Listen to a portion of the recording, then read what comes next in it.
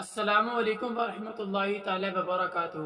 اب تک ہم نے نماز کے پہلے فرض تکبیر تحریمہ کے متعلق مسائل سمجھے تھے۔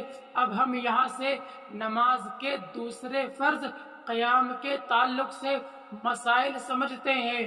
قیام یعنی کھڑا ہونا، اس کا ادنا درجہ یہ ہے کہ اتنا کھڑا ہو کہ ہاتھ بڑھائے تو گھٹنے تک نہ پہنچے، اور اس کا اعلیٰ درجہ یہ ہے کہ اتنی دیر تک قیام کرنا چاہیے۔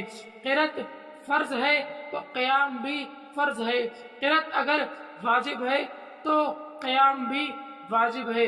قرأت اگر سنت ہے، باریکی سے سمجھیں کہ فرض، وتر اور عیدین یعنی دونوں عیدیں اور فجر کی سنتیں، ان سب میں قیام فرض ہے۔ تو اگر کسی شخص نے بلا عذر بیٹھ کر نماز پڑھی تو اس کی نماز نہیں ہوگی۔